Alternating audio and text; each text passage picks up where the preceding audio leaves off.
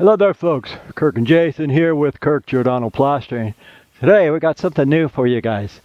I'm going to explain and show how we use this new product, Kemset. Now Kemset is designed for heat, soundproofing, fireproofing, great for chimneys by the way, and it's similar to Structo-lite interior, meaning it's got great properties as far as soundproofing, fire ratios. They use a lot of Structo-lite in hospitals and schools to be code compliant. What we have here is 7 columns.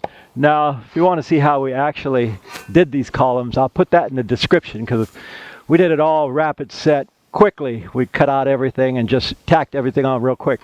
Anyway, I'm going to show how we apply this stuff here. And it's pretty good stuff. It's white, and it really comes out with what we want.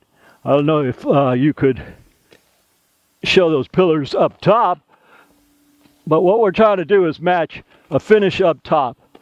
So here's what I'm going to do, guys. I'm going to just on camera. I'm going to go ahead and apply just a little bit of this stuff to maybe a few sides to give you an idea of what we're talking about. Okay, and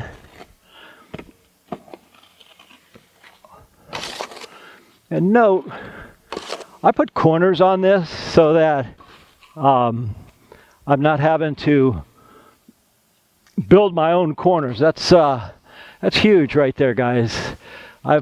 I've shown a lot of videos where I've built the corners themselves, but this is not one of those. So what we want to do is we set the corners, and in the description I'll put the video where we actually lat these so that you can see how to set these corners, because guys, it does make a difference as far as making time. Now Jay, this camera won't show this side.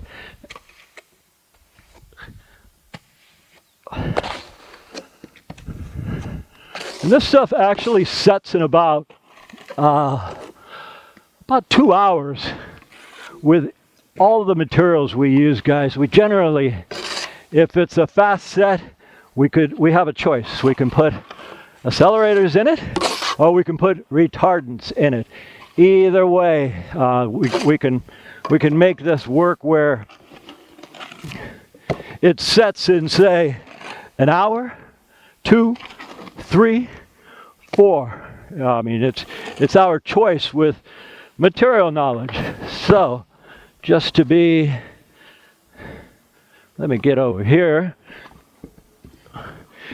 And if you guys are taking mud out of a bucket, always keep your scoop in water. That way, when you put it in the mud, it comes out easier. Okay, so here we go again, giving you an idea of the product. It's pretty good. I mean, you can go upside down. It's if you don't mix it too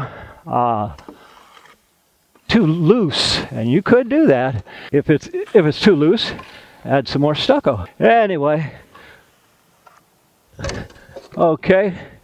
All I'm going to do, guys, is show you a couple sides of these pillars, because we got it to where this is setting quick. I mean, I told Jay I want 10 minutes, 15 at max to put this stuff on, because we want to float it quick. We can go the whole 2 hours, but if you watch what we do, we don't mess around. We like to get in and out and get it done quick. You know, we're not risking any integrity to the longevity of the product. That's not what I'm talking about. But I don't like to wait or watch paint dry ever. We put it on and float it quick. So again, what we're trying to do is match a finish. It's called a sand finish. And we did the pillars up top about a week ago. And then we lathed these, and we're back now back now doing the cement work. So you see how fluffy that is, guys. That's considered a good mix.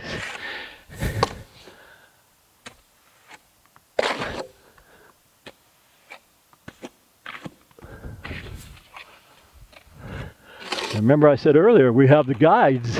These corners are guides, so we could take our trowel, just turn our head and make that perfect, guys.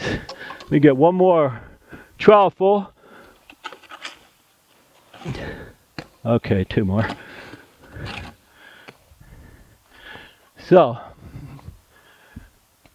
for the sake of showing you guys, we're going to put it on like so.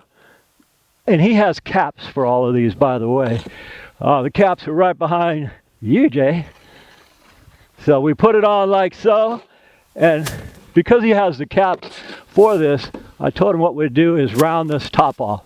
Okay, we're going to come here and we're going to put a little bit on the top. Does this top need to be perfect? No, no, no, no, no. We come up, straighten it out. Same thing here, we come up, straighten it out, and then when he puts those caps on, what those will do is he'll twist them a couple times, put a bead of Polybond, Sikaflex, polyurethane, adhesive caulking, grout, anything with adhesive abilities. He'll twist it and they'll set on top of this. But what we're going to do is Jay's going to put that camera down and he's going to help me spread these. And when it comes time to floating them, to bringing out the sand, I'll show you what a beautiful finish it is. A bit more about the bags we're using, guys. It's Kemset Building Products. And they call it Ekoplast 50.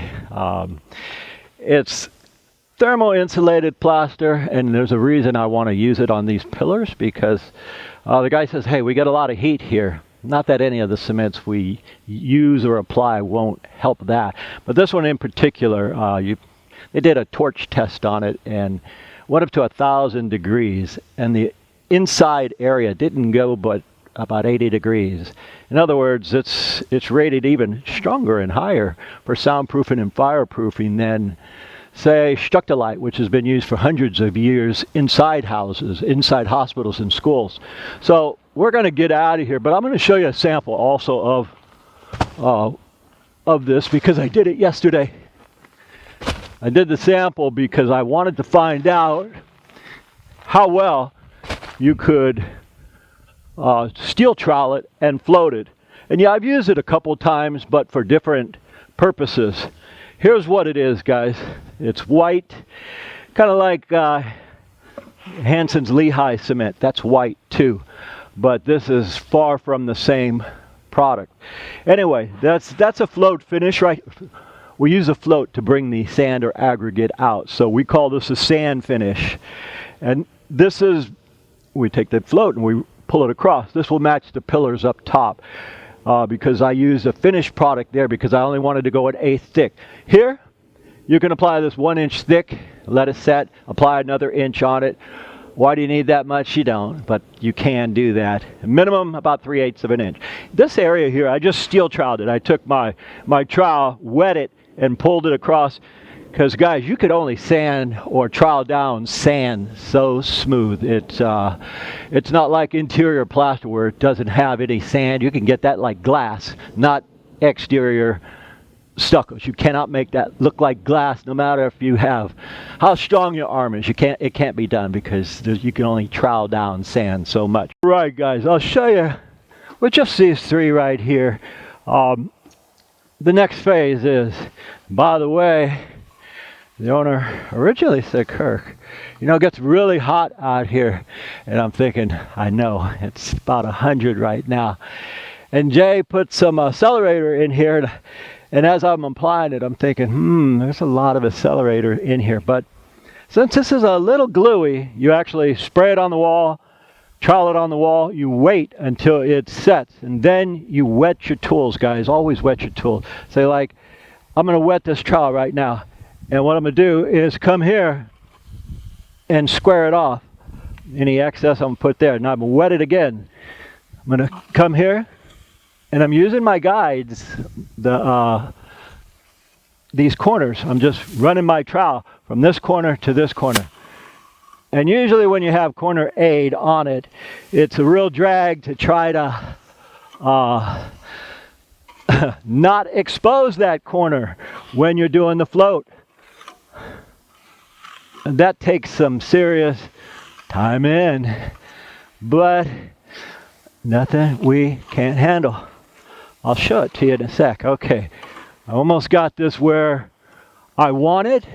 And yeah, it's whether or not, if it was a little too loose right now, I'd still work it. If it's setting too fast, I'd still work it.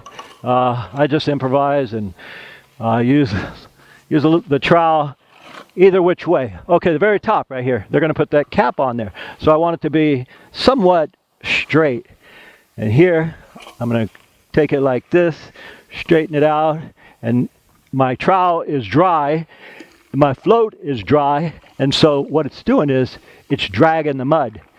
Anytime we do a float finish, guys, you have to keep tapping the float into the water to get all of the aggregate out. It doesn't matter what kind of stucco you're using, what kind of interior plaster you're using. It will fill up and accumulate, then you have to tap it out. So what I want to do is keep a wet trowel. If this trowel was dried, so it's in the sun and it dries out, I won't be able to do what I'm about to do. So I'm going to take it down, clean it, dry it, or wet it, and now take it that way, pull it back down, and this only works if the trowel is wet, guys. So that's basically what we want right there.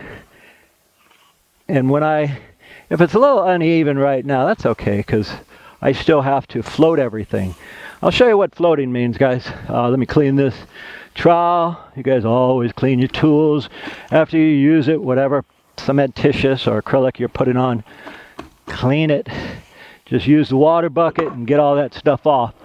All right, I'll show you something. This is kind of, takes a little bit of practice, but you have to get all your stucco off of here. When I was way back when, I had a cap and a tennis racket on that cap, and I kind of connected it to it, and I would just tap it like this. So all the excess mud from here would go through the tennis racket that was tied on the cap of the bucket. It had a top, and I just tap it like this. Man, that works so well. Okay, so to show you an example of here to here, what you're going to do is float it, and I can feel right now that it's setting. It's setting. We want it to set. So what I'm doing is I'm bringing the sand out, the aggregate, and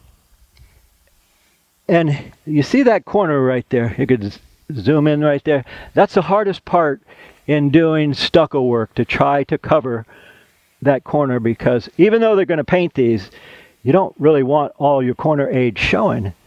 So you cover your holes up. If you find a hole, just add some extra stucco in it, cover it, and now this is full. If I had that lid I made many years ago, I'd just tap it right here and it wouldn't bend the float. As is, I've got to tap it out on the inner bucket. That doesn't really get all the stuff off. If I had like a picket fence, you slam it on a picket fence and all the stucco comes off here. That's what we really want. But we'll improvise and do that. Okay, I'm going to tap this lightly on the top. If you tap it too hard, what happens? You destroy the float. Okay, let me go over it one more time with more water. So what I want is, I want to match those pillars up top, and I want to get the finish or the aggregate, this is 1620, to be exactly with what I put up there. And that was a finish coat product. So there we go. I'm looking at it, trying to judge it just right, get all the humps and bumps out of there, plus leave the sand finish, guys.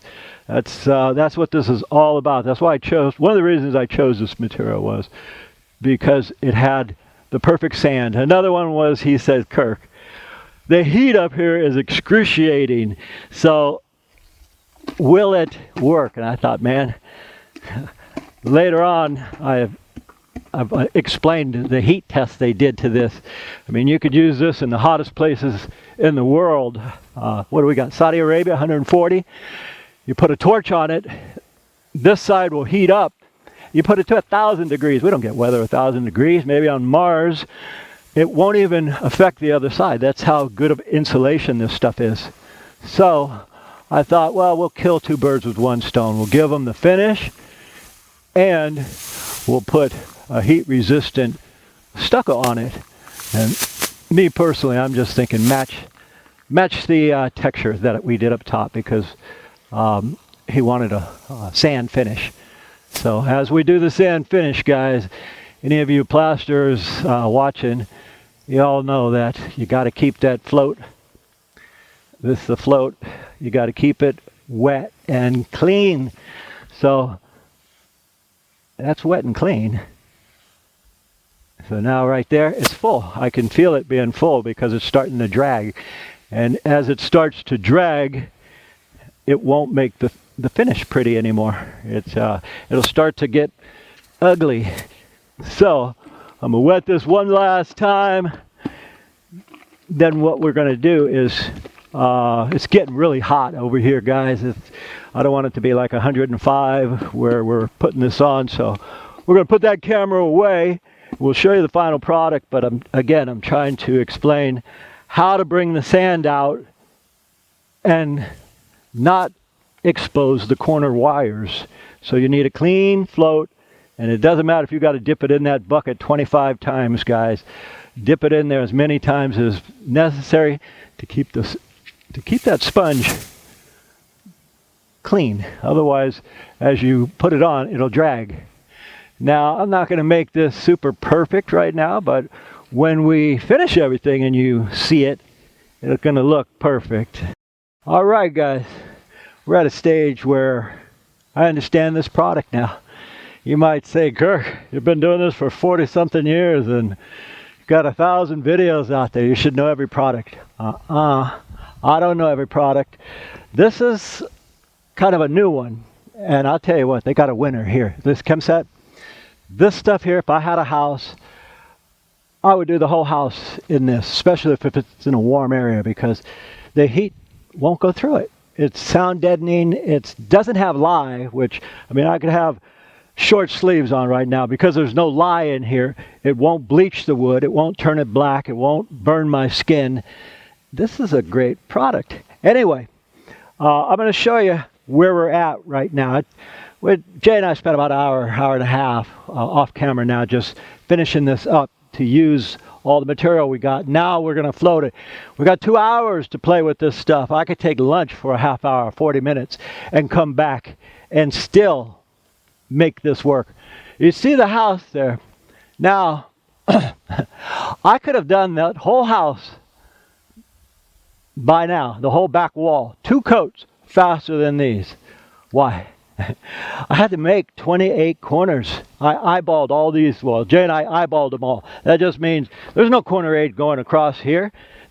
That's I'll show you on another one. But we eyeballed all this stuff. This is yeah, I couldn't have picked a more complicated project to show this material. This is quite possibly one of the most complicated projects to show a material. I mean, it's all corner aid here, corner there, corner everywhere. But I'm through with these 3. I still got a couple more to go, so we're going to be here another hour. But I want to end this, so I'm going to show you some tips on this, guys.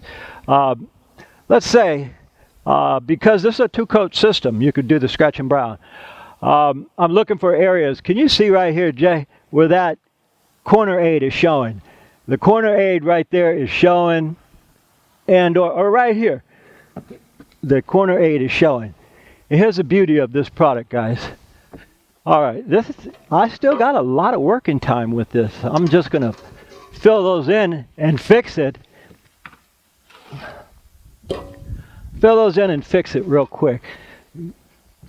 It doesn't take me long to get the feel of a particular product. You know, I've done this product one time, and it was over a wall. I mean, a wall is nothing. That's so easy. but I'm making all these corners here. That's a little more time consuming. So right here where this corner rate is showing, I simply cover it up. And if I see a corner that's not perfect, I just put a little bit more on it. But again, this is going to be painted, guys. Am I going a little overboard gung-ho? Sure I am, but I'm considering doing my whole house in this. Anyway, so that's done. And that last video we did, I was talking about using this thing here. I brought this to work like 35 years ago, and I was tapping out the sand. And you ever have a job, guys, where the foreman is a real arsehole? Well, I had this one guy, no matter what I did, he'd complain and say, oh man, you're doing stupid crap, your trowel's way too big. He'd always have something to say. Anyway, when I brought this, he was like, oh, you don't want to use that. And I'll tell you what, this has saved me so much time right now because I need to get all the material off here. I can put this in the bucket, I can put it on top, and just boom. Now I'm not making a big mess everywhere. They should actually come up with tops that have this for specific reasons, like when you're doing color coding, you don't want color variation. As soon as your sponge gets full, hit it here and put the lid on the bucket, and not a tennis racket. What do these go for now? 50 cents at the secondhand stores. Okay, getting back to this. All right, now I have the exposed corner right there. I just did it, so all I got to do is float it back out. All right, guys, let's test this wall. Oh, that is Kirk's the best. That is not really ready to float, but if it's too stiff, we'll work it. If it's too soft, we'll work it. I'm going to work this anyway. Now,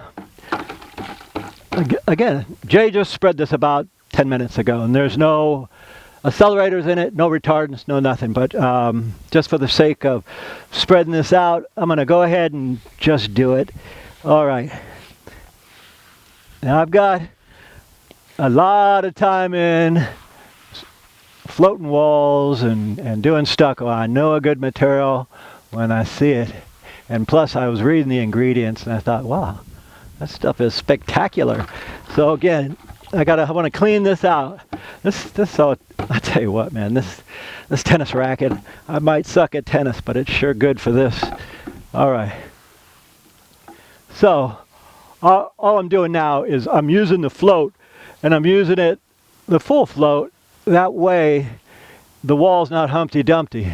It's just takes a little practice. Put that whole float on it, like so, and go up. And you see the consistency of this a minute ago. It's pretty soft, but that's okay. If it was getting hard, again, I'll make it work. It's like if my brother brought me stiff mud, I'll make it work and say, hey, loosen it up. Or if he brought me soupy mud, I'd say, dude, stiffen it up. But I'll still use it, not say put it back in the mixer and remix it. All right, let's see. That's kind of good right there. It still needs another 15 or 20 minutes. So I'm going to give that some time rather than try to push it. And here's what I was talking about, guys. We're making 28 corners, so I put the stucco on the top here. And what I'm doing is I got to pull that, then pull down.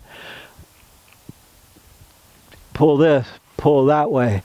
And I got to keep this wet because it's full of stucco now. And with all that stucco, it'll drag. So I'm going to make this corner. I'm going to pull up right here and then pull this way. A lot of water, saturate it with water. This is, there's one color on the color chart, crystal white, that you never have to worry about it ghosting or bleeding because it's crystal white. Now this is crystal white also. So, I mean, they're painting this anyway, guys. So it really doesn't matter if it turned a variation of colors, but it can't because it's white. I've done enough color coats to know this stuff. So again, here's where we lost about an hour trying to make these corners. And any plasters watch and go, yeah, oh yeah, that's time consuming. All right, guys, we'll show you the final product here. We always leave a job cleaner than what we found it. I have to admit, I have an ulterior reason to go this route on these pillars. My brother has a house in Twainhart. Well, he's building a straw bale house. That's where they take straw bales and build it. And we used to, on these straw bales, use a white cement and then add color pigmentation. So to you engineers who make this product, can we add color pigmentations to it like we would for stucco or concrete, and it come out a certain color? Doesn't have to be like an exact color, but say we added a bunch of yellow, can we get a tan house or a yellow house? Anyway, my name is Kirk, Jason on the camera. We thank you guys for watching, and as usual, we'll see you guys on the next one. All right, folks, we've reached the end of another video. As always, we thank you for watching. If you enjoy what we're putting out for you guys, please like and subscribe to keep supporting us. And as usual, from the entire Giordano family, we'll see you on the next one.